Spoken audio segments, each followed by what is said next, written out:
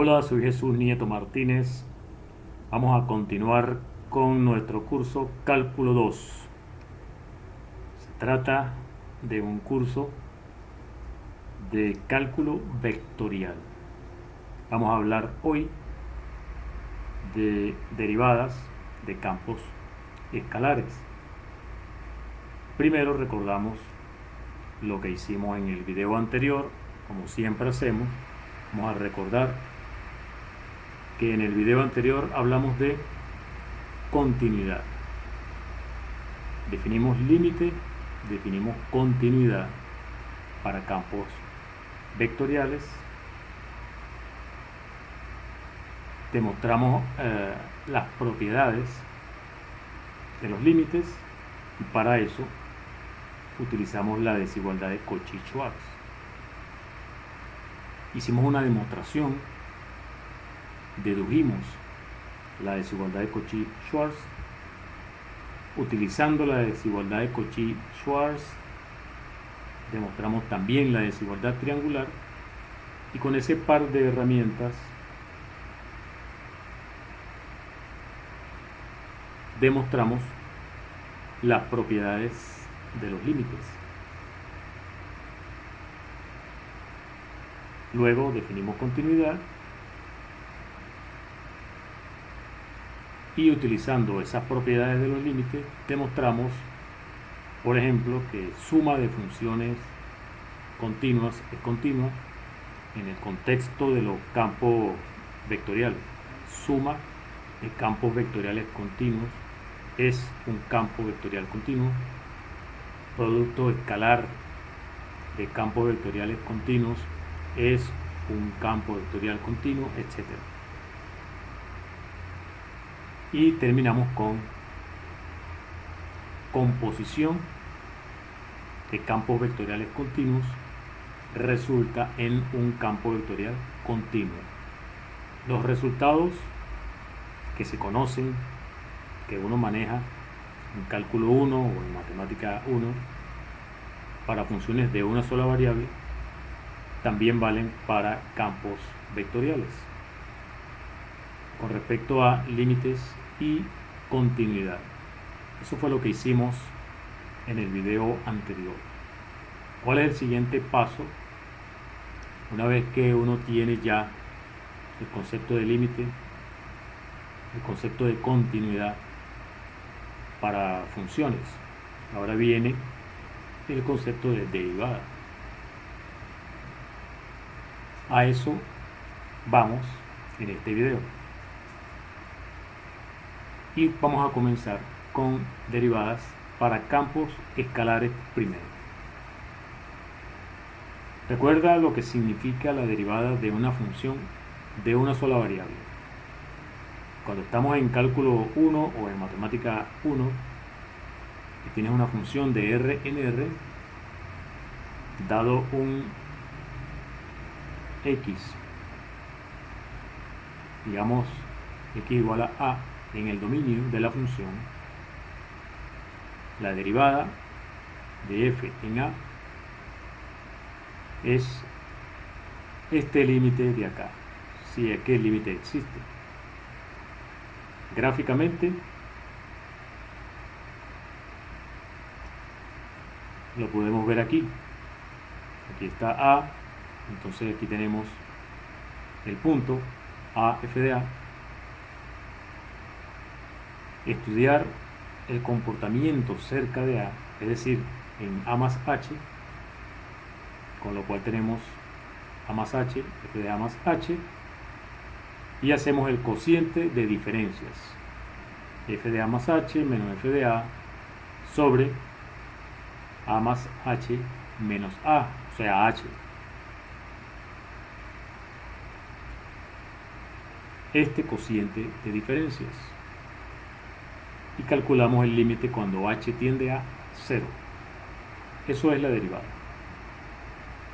de la función f en x igual a este valor a. Queremos imitar esa idea ahora para funciones que están definidas en el espacio, en r a la n. tenemos un gráfico aquí para ayudarnos. Digamos que este es A. Queremos estudiar ese cociente de diferencias al acercarnos a este punto. Pero ¿cómo nos acercamos? ¿Por qué dirección? Hay muchas direcciones. Eso no ocurría en R. Acercarse a es únicamente a través de la recta real, que es el conjunto en el que está ese x igual a A. Está en esa línea recta, la recta real. Pero ahora A está en el espacio. Si estamos hablando de un campo que va de Rn en R, ahora A está en R a la n. Hay muchas formas de acercarse a ese punto. Hay muchas direcciones. Así que para imitar ese cálculo de ese cociente de diferencias, siguiendo esa misma idea, tenemos que especificar una dirección. O sea, vamos a hacer ese mismo cálculo, el cociente de diferencia, pero a través de una dirección específica. Significa que hay que dar no solamente A, sino también una dirección, digamos Y. Entonces, dado A y dado Y, analizamos ese cociente de diferencias. ¿Qué significa un punto que se acerca a través de esa dirección dada por Y? Sería un punto de esa forma: A más un múltiplo escalar de Y. A más H por Y. Mientras más pequeño es el valor de H, más cerca estoy del punto A. Entonces acercarse sería hacer tender H a 0. Lo que queremos entonces es, primero, que ese punto A, que está en el dominio de la función, sea tal que yo pueda acercarme a mediante puntos en los cuales la función, el campo, está definido. Es decir, yo necesito que, dado ese A, exista una bola abierta, centrada en A, cuyos puntos están en el dominio, cuyos puntos están en A. O sea que para empezar, A tiene que ser un punto interior del dominio del campo escalar. A tiene que ser un punto interior de este conjunto A mayúscula, para empezar por aquí.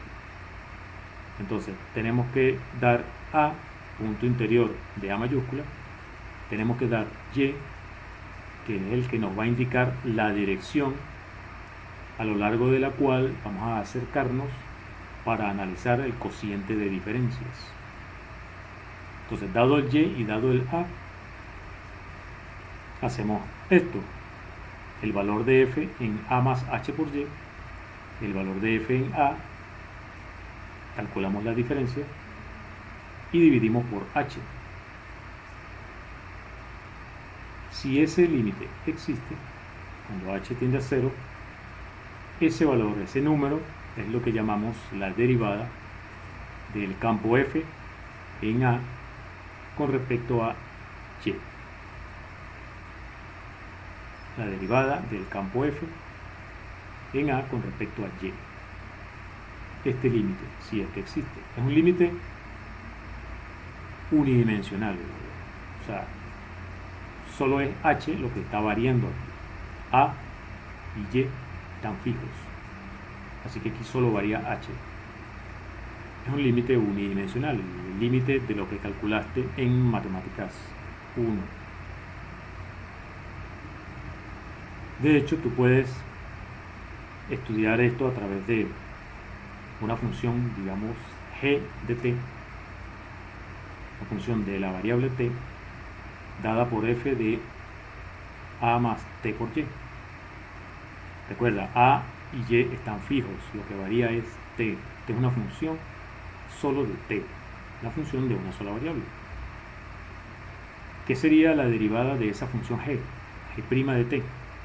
Por definición, sería este límite. Y esto, por esta definición que tenemos acá, sería la derivada del campo f, ahora en a más t por y, con respecto al mismo y. Esto significa que si esta derivada existe, también existe esta, y viceversa. Si esta derivada existe, también existe esta otra. De hecho, para valores particulares, por ejemplo, t igual 0, g' de 0 sería 0 aquí, sería f' de a con respecto a y. Es más, g de 0, si t vale 0 aquí, sería f de a. G de 1 sería f de a más y. Estamos hablando de que está a, si esto es y, entonces a más y estaría como por acá, ¿no? Estamos hablando del valor de f en a más y, el valor de f en a.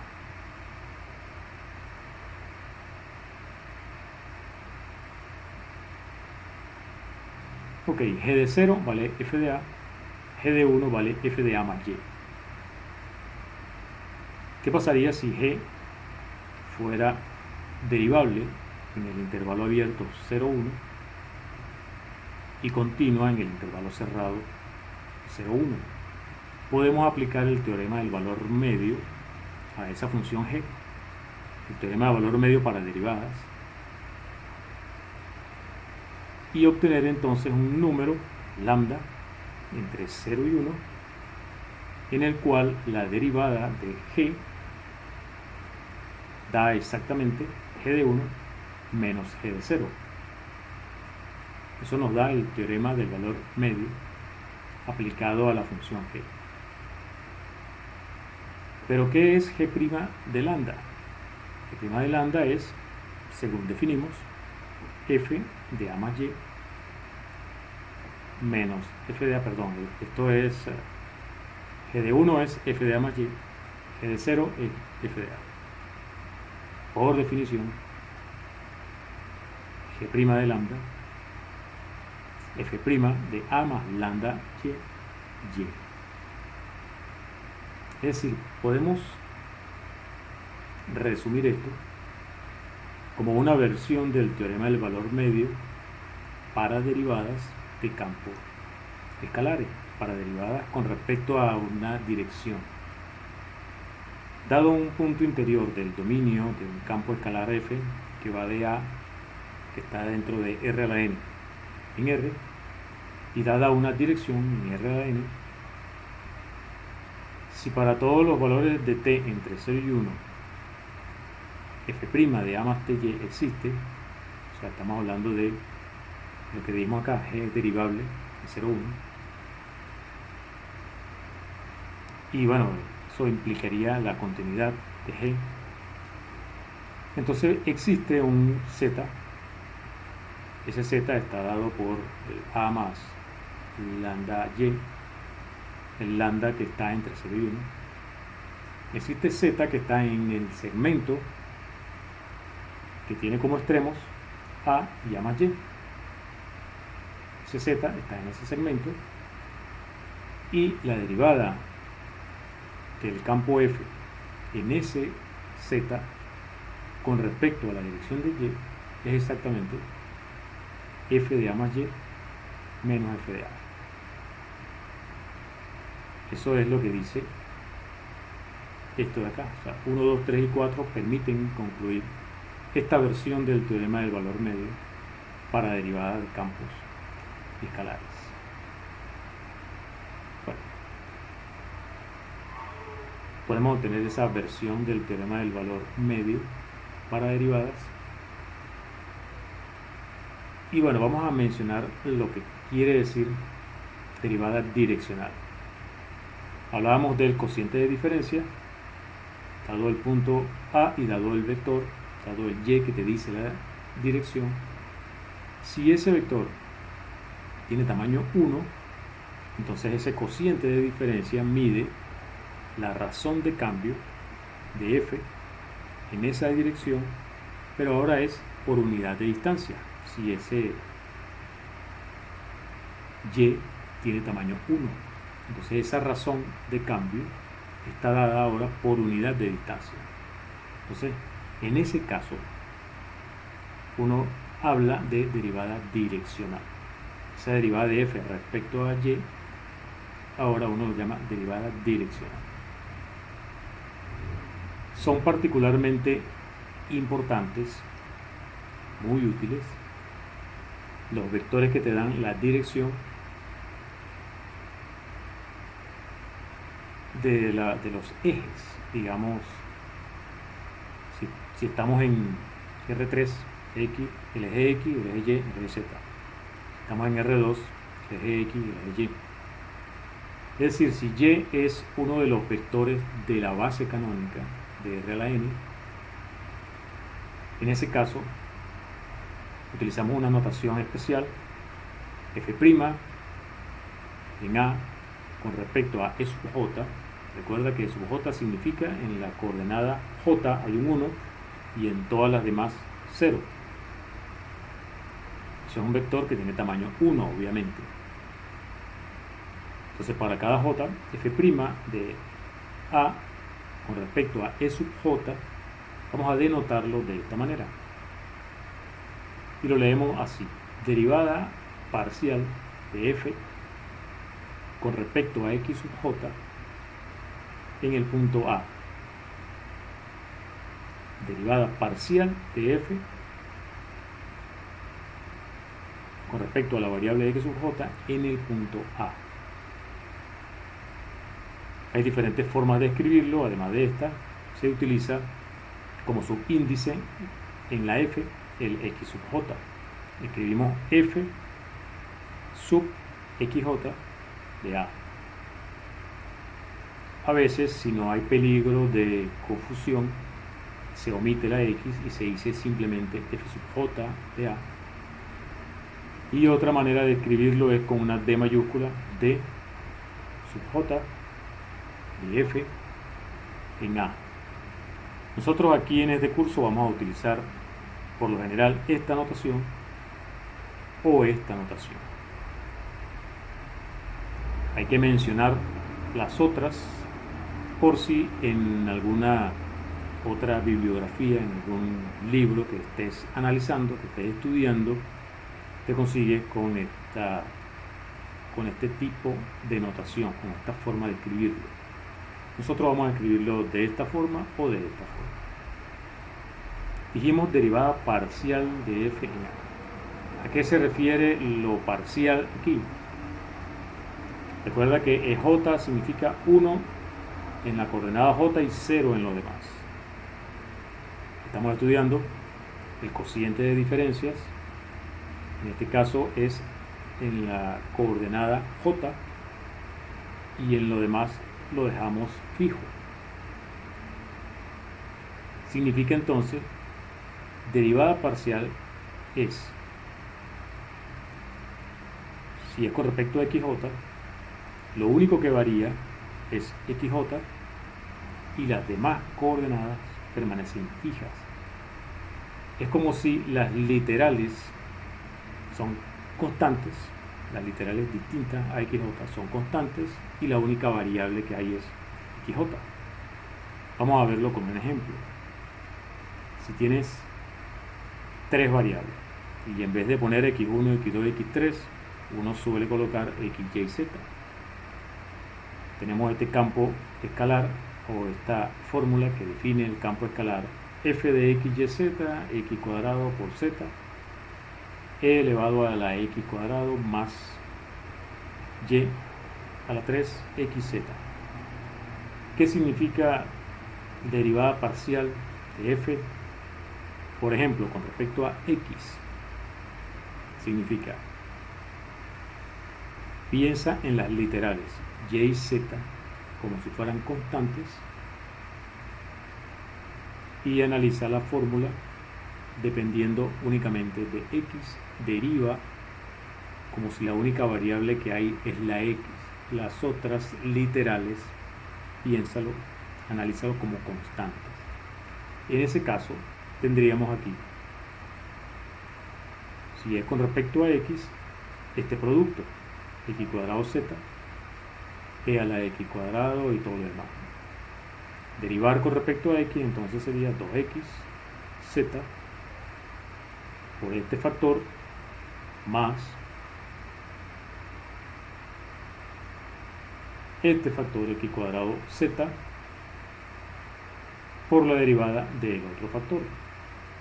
La derivada de la exponencial es la misma exponencial. La derivada del argumento sería 2x y aquí sería y a la 3 z. Esto es la derivada parcial de f con respecto a x. Fíjate que no lo estamos evaluando en ningún punto particular. Aquí lo estamos haciendo en general. Y si queremos saber cuánto vale en un punto específico, sustituimos la coordenada x, y, z de ese punto en el lugar correspondiente. ¿Okay? A eso se refiere, o esa es la razón por la que se llama derivada parcial. Calculas utilizando las reglas de derivación parcialmente, es decir, con respecto a una sola de las variables, manteniendo o considerando las otras literales como si fueran constantes. Sería así. Repito, aquí no la estamos evaluando en ningún punto específico, lo estamos dejando expresado en términos de las coordenadas x, y, z del punto en el que puedas tú evaluar después. Manteniéndolo así, entonces la derivada parcial de f con respecto a x, sin evaluar en el punto A, es nuevamente un campo escalar. Esto también es un campo escalar. Así que tú podrías a este campo escalar calcularle la derivada parcial con respecto a x otra vez, o con respecto a y, o con respecto a z. Es decir, que puedes derivar sucesivamente. Aquí está la idea de derivada de orden superior. La segunda derivada, tercera derivada, para campos escalares. O sea que esta tú puedes derivarla, por ejemplo, con respecto a z, que es lo que estamos mencionando aquí. Ya tenemos la derivada de f con respecto a x y ahora a eso lo vas a derivar parcialmente, por ejemplo, con respecto a z. Una forma más cómoda de escribirlo sería así. Ya tenemos la derivada de f con respecto a x y a eso vamos a derivarlo parcialmente con respecto a z. Y para sintetizarlo, para escribirlo mejor, de una forma más compacta, lo hacemos de esta forma. Escribimos así y decimos la segunda derivada de f primero con respecto a x y luego con respecto a z. Y de esta forma tenemos una notación más compacta. Y queda mejor todavía si utilizamos la otra notación. Recuerda que esta de acá podemos denotarlo simplemente como f sub x. Entonces esta de acá podemos denotarla como f sub x z, lo cual quiere decir derivar f primero con respecto a x y luego con respecto a z. Entonces vamos a estar utilizando, según nos convenga, este tipo de notación o este tipo de notación. Si derivamos con respecto a la misma variable dos veces, entonces solemos abreviar más todavía la notación que es de este tipo. En lugar de escribir segunda derivada de f con respecto a x y luego con respecto a x así, escribimos de esta manera: segunda derivada de f con respecto a x y el dos veces lo ponemos como exponente acá. Esto significa derivar dos veces f con respecto a x. Lo escribimos así. Nuevamente, si utilizamos la otra notación, que es mucho más cómoda, simplemente escribiríamos f sub x, deriva f con respecto a x y luego vuelve a derivarlo con respecto a x. Es una notación muy cómoda. Ok, eso entonces en cuanto a derivada direccional por los momentos. Las derivadas direccionales, en el caso particular de las direcciones de los ejes de las coordenadas que estamos utilizando, coordenada x, coordenada y, coordenada z, o x1, x2, x3, x4, como quiera escribirlo, se calculan y se denotan como hemos dicho hasta acá. Un aspecto importante es el siguiente. Recuerda que cuando estudiaste derivadas de funciones de una variable, un hecho importantísimo es si la función es derivable en x igual a a, entonces también es continua en x igual a a. Aquí tenemos una primera noción de derivada, la derivada direccional, la derivada parciales para campos escalares. Entonces, como matemático uno se pregunta, bueno, ¿será que la existencia de derivadas parciales o de derivadas direccionales en un punto implica la continuidad del campo escalar en ese punto? Es natural preguntárselo. Y aquí tenemos un ejemplo clásico, un ejemplo muy conocido, que nos dice que la respuesta es no.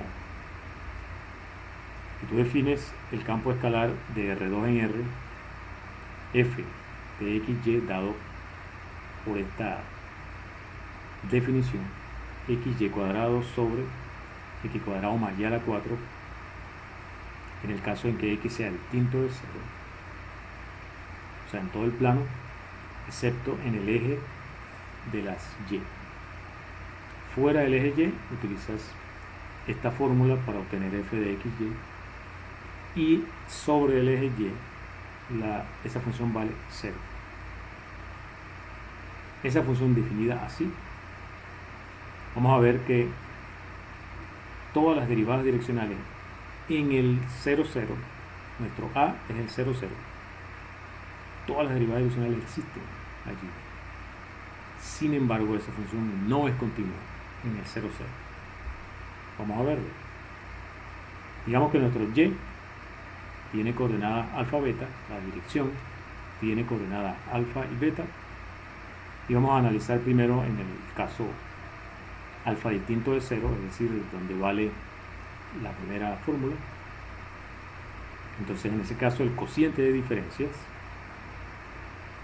utilizando la fórmula, quedaría así: alfa beta cuadrado, alfa cuadrado más h cuadrado, beta a la 4. Si h tiende a 0, nos queda solamente esta parte, beta cuadrado sobre alfa. Como estamos suponiendo alfa distinto de 0, esto no tiene problema, esto existe.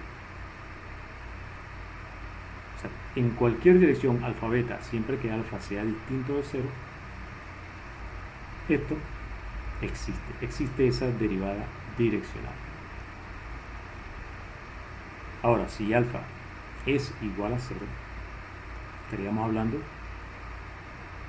de el campo escalar, pero ahora está definido en el eje y, y allí es constantemente igual a 0, así que el cociente de diferencia da 0, así que f' simplemente da 0. Eso cubre todos los casos de las direcciones en el punto 0, 0. O sea que todas las derivadas direccionales en el 0 existen. todas las derivadas direccionales existen, en particular las derivadas parciales. Pero esa función no es continua. Vamos a ver. No es continua en x igual a, en el punto 0, 0, en a igual a 0, 0. No es continua. Por ejemplo, si nos acercamos al 0, 0 a lo largo del eje y, ahí a lo largo del eje y dijimos que el campo es constantemente igual a 0, así que el límite da 0. Si nos acercamos al 0, 0 por el eje y, da 0. Si nos acercamos por una trayectoria como esta, x igual y cuadrado, haces x igual y cuadrado en esa fórmula, igual y cuadrado, ahora estamos fuera del eje y. Es decir, que hay que utilizar esta parte de la definición de f. Y tú haces aquí x igual y cuadrado, te quedaría y a la 4 en el numerador, y a la 4 aquí, y a la 4 aquí. Y a la 4 sobre 2y a la 4. O sea, un medio. Ese límite sería un medio. Si te acercas por esa parábola x igual y al cuadrado, vamos a hacer un dibujito.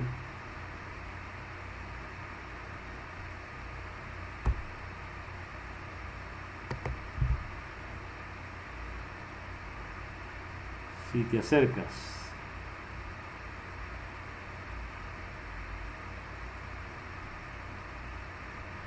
por esa parábola que está este es el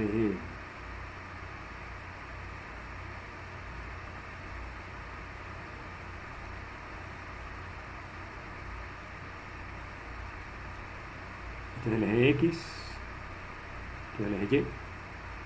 Si nos acercamos por el eje Y, el límite da 0. Si nos acercamos por esta trayectoria, x igual y cuadrado, da un medio. Así que el límite no existe en el 0, 0. Así que no es continuo en el 0, 0. A pesar de que todas las derivadas direccionales en el 0, 0 existen. La derivada en el 0, 0 con respecto a cualquier dirección existe. Sin embargo, la función no es continua, así que la existencia de las derivadas direccionales no implica la continuidad. Desde ese punto de vista, el concepto de derivable que teníamos para funciones de una sola variable, en ese caso derivable implica continuidad. Aquí derivable no es suficiente que las derivadas direccionales existan, así que lo equivalente a derivable ahora para campos escalares no puede ser esto de las derivadas direccionales. Hace falta una idea, un concepto más fuerte, concepto que nos permita asegurar que si el campo tiene esa propiedad, entonces también es continuo. Así que las derivadas direccionales no son suficientes para garantizar continuidad. ¿Cuál es el concepto que va a sustituir o que va a corresponder con derivable ahora para campos escalares, para campos vectoriales? Bueno, de eso vamos a hablar en el próximo video. Vamos a dejar este hasta acá y hacemos el resumen. Hablamos de derivadas de un campo escalar en un punto con respecto a una dirección. O sea, el cociente de diferencias lo evaluamos, pero con respecto a una dirección específica. Hay que dar el punto y una dirección. Entonces, con este límite, si ese límite existe, hablamos de la derivada del campo f en el punto A con respecto a la dirección dada por y. En el caso particular en el que y sea unitario, vector unitario, entonces hablamos de derivada direccional. La derivada direccional de f con respecto al vector unitario y se llama la derivada direccional, y en los casos particulares en que los vectores unitarios que nos dan las direcciones son los vectores de la base canónica, hablamos de derivadas parciales. Derivada parcial de f en a, que se obtienen aplicando las reglas de derivación dependiendo de la coordenada que vamos a utilizar. Derivar parcialmente con respecto a esa coordenada significa pensar en las otras literales como constantes. Pensar que la única variable es, por ejemplo, x, considerar las otras como constantes y utilizar las reglas de derivación para funciones de una sola variable. Introdujimos la notación de derivadas parciales para simplificar. Dado un campo escalar, tú puedes derivar con respecto a una variable y luego derivar con respecto a otra y hacerlo de manera sucesiva. Entonces estas son las llamadas derivadas de orden superior. Y por último, vemos que existencia de derivadas direccionales no implica continuidad. Así que el concepto de derivada direccional no es suficiente para que la teoría se parezca a la teoría que uno desarrolla para funciones de una sola variable, en la que uno tiene que si la función es derivable es continua. Pero eso no vale cuando uno habla de derivadas direccionales. La idea de derivada direccional no es suficiente para garantizar continuidad. Bien, dejémoslo hasta acá. Soy Jesús Nieto Martínez. Hasta el próximo video.